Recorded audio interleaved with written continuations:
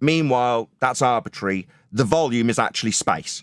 Some arbitrary made-up volume at the Carman line won't be the volume because the volume is space. The space it can fill. The volume available. That would be space. We'd all be dead. Exactly. Outer space is fake. You're spot on. The Carman line has no physical bearing on anything at all. It's just an arbitrary decision point.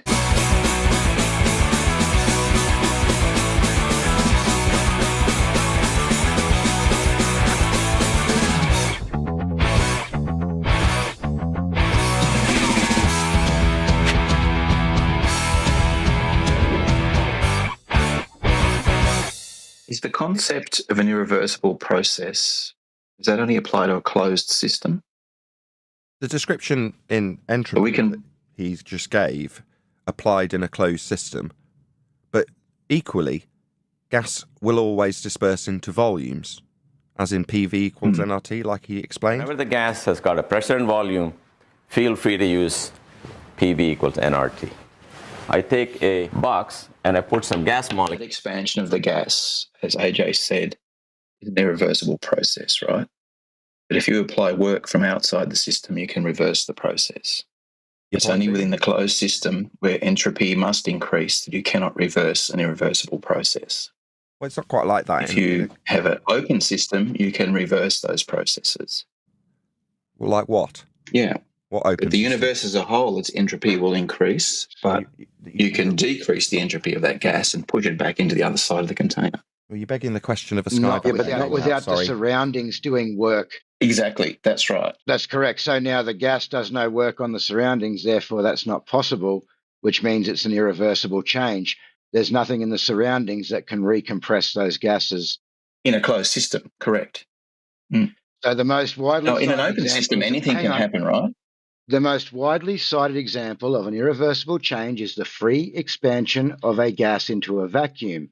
Although the system can always be restored to its original state by recompressing the gas, this would require that the surroundings perform work on the gas. Since the gas does no work on the surroundings in a free expansion, the external pressure is zero, there will be a permanent change in the surroundings. Another example of the irreversible change is a conversion of mechanical work into friction heat, and they're irreversible. External cannot perform the work required because the gas does no work on the system itself. But you have to, I guess the key thing I was trying to bring up there is that the second law is applying to closed systems, right? That you have to look at the entire system when you consider the change in entropy of the system. Okay, fine. Yeah, I got that the first time. So you're saying, no, it doesn't behave like that in an open system. Okay, fine. Can you demonstrate to me gas pressure without a container? Without begging the question.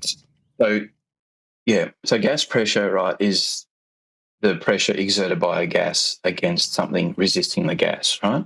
That is what gas pressure is. So it can be a container, it can be another gas, it can be anything that can resist the force of that gas. No, you're making baseless assertions. No, you're now telling me that gas can contain gas. You can have dynamic systems, but no, I'm asking you to show me, as you've suggested, that this is possible, and then when it's defined as something, in your case, open system, fine, okay. So now we're going to need an example. Without you begging the question of there being a sky vacuum, can you give me a demonstration of gas pressure without a container? So in aerodynamic flow, we create gas pressures, right? That's already an existing... gas pressure is caused by other gases, right? You have existing pressure, yes. That means stop. Yes, I'll grant you that. No, I'm contradicting you because that already takes place in existing gas pressure. So for that example, you'd need to first have a contained system to have gas pressure to give that example. So can you refrain from taking... I'm challenging you. I understand, like everybody so far on this show, when I correct their garbage nonsense that's incorrect, they like yammering through me. No, I'd prefer that when I ask you for initial gas pressure without containment, you don't take an already existing gas pressure that would require containment and then give your example taking place in already existent gas pressure. Please don't do that again. I'll ask a third time. Can you give me an example without begging the question of a sky vacuum of gas pressure without a container?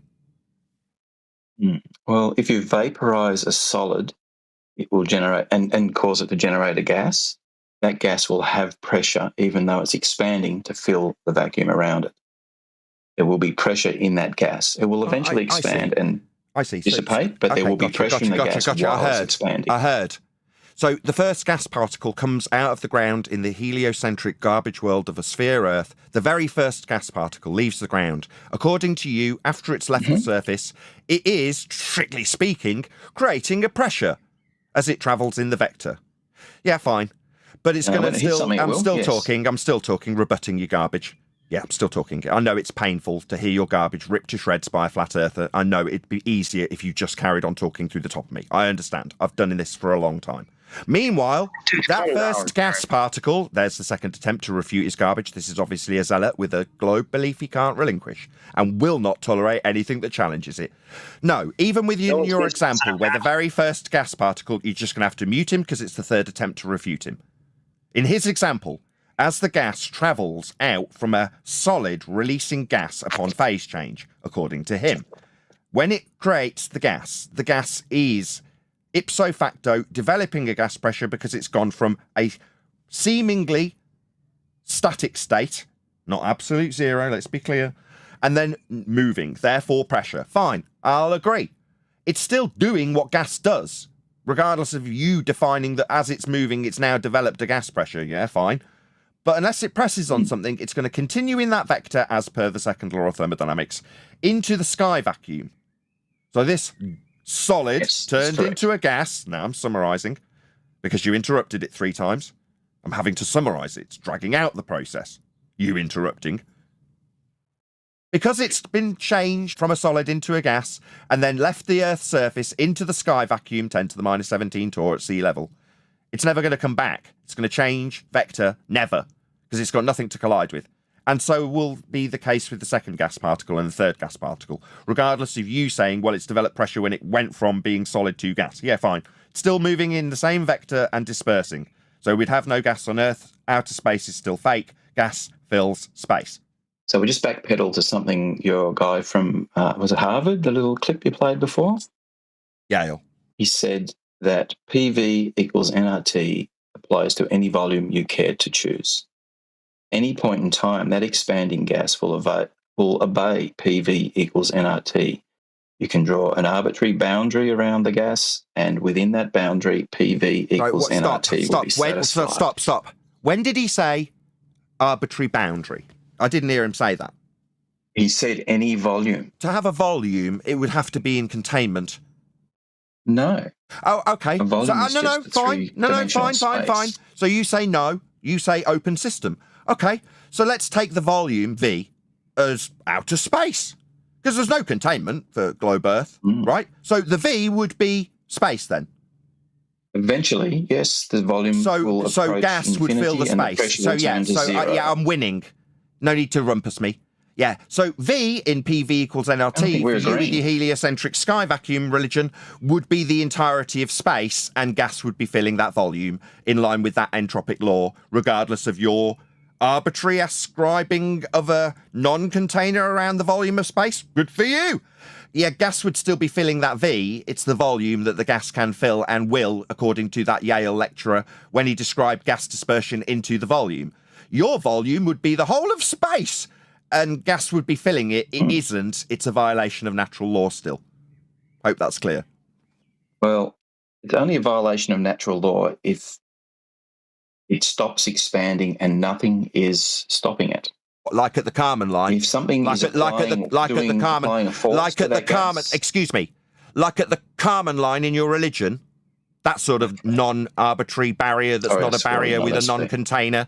Maybe if you chant through the fact that I'm literally ascribing your own words to your religious belief of non-containment at the Carman line.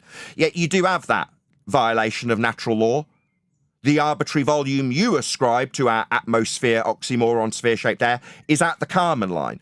It's not a barrier, it's not a container, it's not doing anything. It's a completely arbitrary value ascribed to a sphere Earth that's been measured flat to give you that inference. Meanwhile, that's arbitrary. The volume is actually space. Some arbitrary made-up volume at the Carman line won't be the volume because the volume is space. The space it can fill. The volume available. That would be space, we'd all be dead. Exactly. Outer space is fake. You're spot on. The Carman line has no physical bearing on anything at all. It's just an arbitrary decision point where the vacuum is low enough to say it's good enough to be a vacuum. No, that's a second law of thermodynamics violation. Gas fills vacuums. It's a space, a volume for the gas to fill, and gas fills it unless it's restricted by a barrier for it to press on and develop pressure. Now, in the heliocentric model, while you chant through my response that destroys your religious deceit that you seem to be peddling now, because no, mate, it's a violation of natural law, that which you've just described with an arbitrary volume that isn't containing the gas, when the actual volume in your heliocentric religion is space. All of it. The volume of space that the gas would be filling, but just isn't, according to your priests, speaking about areas where they look back on high-pressure gas surrounded by a black area of a volume and go, wow, look at the amazing view I have from Narnia. No, they don't. It's a violation of natural law. That gas that they're looking back at in the form of clouds on a blue marble, that would be expanding into the 10 to the minus 17 torr vacuum around it in the black area that they claim is around that garbage nonsense that you believe in. It's a violation of natural law. Nothing that you've said overcame that.